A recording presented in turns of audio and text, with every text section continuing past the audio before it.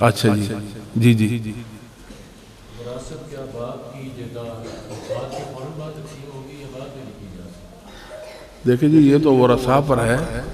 جب بندہ فوت ہو جاتا ہے اس کا جو متروکہ مال ہے وہ اس کی وراثت ہوتی ہے. چاہیے تو یہ کہ جو ہوتے ہیں ہمارے ہاں طور طریقے میت کے بعد جو کہ سلسلے وہ ختم ہوں تو فوراً وہ تقسیم کر دینی چاہیے. جو جس کا حق ہے اس تک پہنچ جائے. خواہ بخواہ اس کو تاخیر کرنا 5 سال 10 سال بھائی کہتے رہ جائیں، بہنیں کہتی رہ جائیں، وارث کہتے رہ جائیں بھئی وہ مال تقسیم کرو، اور وہ اپنے طور پر اس سے فائدہ اٹھاتے رہ جائیں اور ان کو فائدے سے محروم کریں، اور پھر ایک وقت اور تقاضا کے بعد پھر اس کی تقسیم کریں، تو یہ مستحسن اقدام نہیں ہے. بات سمجھاتی کہ نہیں؟ تکبیر کیا مؤذن کے لیے خاص ہے؟ تکبیر یعنی اقامت مؤذن کے لیے خاص نہیں ہے جی. جو مؤذن ہے وہی مقیم ہونا چاہیے.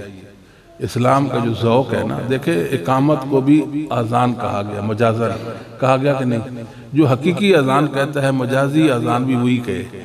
جو اذان کہتا ہے وہی اقامت کہے، مگر کوئی ضروری نہیں ہے.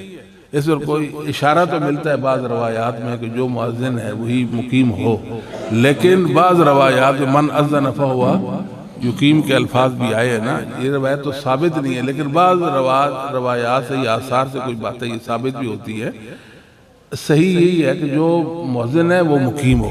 اگر کوئی اور بھی مثال کے طور پر اقامت کہہ دیتا ہے، اذان کسی نے کہی اور اقامت کوئی کہہ رہا ہے، تو اس میں کوئی حرج والی بات نہیں ہے. ہماری مسجدوں میں تو اختلاف ہو جاتا ہے، کئی بزرگ جو ہیں وہ طیش میں آ جاتے ہیں میں نے اذان کی، آپ نے میرا حق مار دیا. ایسے ہوتا ہے کہ نہیں ہوتا؟ وہ جھگڑ پڑتے ہیں، سختی تلخی کرتے ہیں. تو بس اوقات یہ بھی ہو جاتا ہے کہ مزاجن بھی ہو جاتی ہے. بس اوقات وہ حدیث ان کے مد نظر ہوتی ہے، وہ اس حدیث پر عمل پیرا ہونا چاہتے ہیں، اپنا حق سمجھتے ہیں. بہرحال موقع کے مطابق اصلاح کی طرف چلے جانا چاہیے، تو بزرگوں سے فائدہ بھی حاصل کر لینا چاہیے. ایک دن ایک بزرگ تھے میرے ساتھ نماز میں کھڑے تھے، تو انہوں نے رکوع کے بعد ایک دعا پڑھی. تو سلام پھیرنے کے میں نے کہا یہ دعا کہاں سے لے آئے؟ ہاں جی آپ کو نہیں پتا؟ میں کہا بزرگو پائی گئے ہو کہ دسو تو صحیح میں کتنے لکھی، جاؤ نا دیکھو نا، مولانا آپ ہیں یہ میں ہوں. بہرحال انہوں نے میری صحیح تسلی شفی کر دی. تو وہ پھر میں اٹھ کے چلا گیا مکتبے میں کیا دیکھا تو وہ سنن ابی داؤد کے اندر وہ دعا موجود ہے، اس کی سند بھی حسن ہے، اور میں نے پڑھائی بھی ہے، لیکن میرے علم میں نہیں تھی. بزرگوں سے ہمیں وہ حاصل ہو گئی.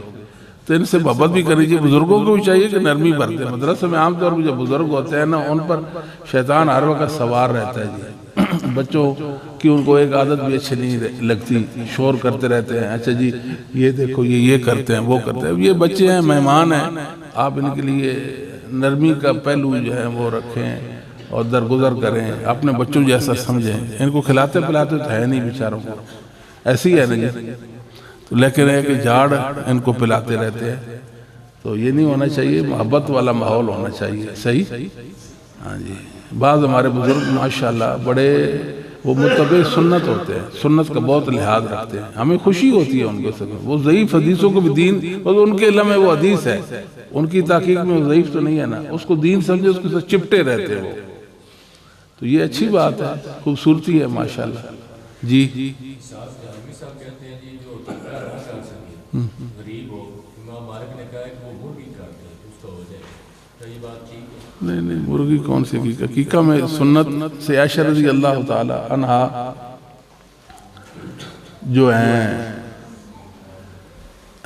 ان کے بھائی عبد الرحمن کے ہاں بیٹے کی ولادت ہوئی. عبد الرحمن کیا ہوئی؟ عبد الرحمن بن ابی بکر کے ہاں بیٹے کی ولادت ہوئی. تو انہوں نے گوشت بھیجا، پھپھو کو گوشت دے کر آئیں گے. عائشہ نے پوچھا کہ گوشت کائے کا؟ انہوں نے کہا کہ عبد الرحمن کے ہاں بچے کی ولادت ہوئی تو انہوں نے عقیقہ کیا، تو یہ اونٹ کا گوشت ہے. کہتی ہے معاذ اللہ. سنت تو 2 بکریاں تھی تو اونٹ ذبح کر رہے ہیں، اس کا یہ مطلب نہیں کہ اونٹ ذبح نہیں کر سکتے. اونٹ بھی ذبح کر سکتے ہیں، گائے بھی ذبح عقیقے میں ہو سکتی ہے، مگر کامل و دم ایک گائے ایک بچے کی طرف سے ہوگی، اس میں شراکت نہیں ہوگی کوئی. بعض لوگ قربانی کرتے ہیں نا، حصہ ڈالتے کہتے ہیں یہ عقیقے کا بھی حصہ ہم ڈالیں گے، پھر اس میں حصہ نہیں ہوگا. جس طرح بکرا پورا 2 بکرے بچے کی طرف سے ذبح ہوتے ہیں، ایسے گائے بھی بچے کی طرف سے ذبح ہوگی. ٹھیک ہے جی. باقی وہ روایت جو امام مالک کے حوالے سے بیان کی جاتی ہے سور والی، تو وہ تو ثابت ہی نہیں ہے. ٹھیک ہے، ہمارے ائمہ ایسی باتیں تو نہیں کرتے تھے. اللہ عالم یہ ثابت نہیں ایسا. سنت کیا ہے؟ سنت بچے کی طرف سے دو بکریاں، ٹھیک ہے، اور بچی کی طرف سے ایک بکری. اگر استطاعت نہیں ہے، طاقت نہیں ہے، لیکن جذبہ ہے کہ اللہ تعالیٰ نے اولاد جیسی نعمت دی ہے، میں بھی اللہ تعالیٰ کا شکر بجا لاؤں. اور یہ انوکھی عبادت ہے. اللہ تعالیٰ جب اولاد دیتے ہیں اپنے بندوں سے یہ کہتے ہیں کہ میرے بندوں میرا شکر ادا کرو، میں نے تمہیں اولاد جیسی انمول نعمت عطا کی ہے. اولاد اگر آپ مارکیٹ میں خریدنے جائیں وہاں سے تو بچے نہیں مل سکتے نا، انمول ہی ہوئے نا. تو اللہ تعالیٰ انوکھی بات، وہ کیا 7ویں دن مخصوص عمر، مخصوص حیت اور مخصوص حیت کے جانور کو ذبح کر دیں، ان کا خون بہا دیں. اللہ تعالیٰ خوش ہو جاتے ہیں، راضی ہو جاتے ہیں کہ میرے بندے نے مجھے راضی کر دیا. ٹھیک ہے، تو لہذا عقیقے کی سنت اور عمل پیرا ہونا چاہیے. لیکن سنت ہے، مستحب ہے. اگر کوئی نہیں بھی کر سکتا تو گناہگار نہیں ہے. بعض لوگ اس کو واجب سمجھتے رہتے ہیں، حالانکہ ائمہ محدثین اس کو واجب نہیں کہتے تھے، عقیقے کو محدثین مستحب سمجھتے تھے.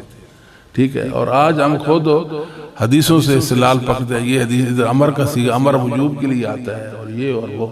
محدثین کو نہیں پتہ تھا کہ امر وجوب کے لیے آتا ہے. کیا خیال ہے بھائی؟ آپ تو ماشاءاللہ طلبہ ہیں، تو شرعی احکام کے جو درجے ہیں ہم نے نہیں مرتب کرنے. ٹھیک ہے، اگر ہم اہل حدیث ہیں پھر محدثین نے جو درجے مرتب کر، کسی کو مستحب کا تو مستحب ماننا پڑے گا، واجب کا تو واجب ماننا پڑے گا.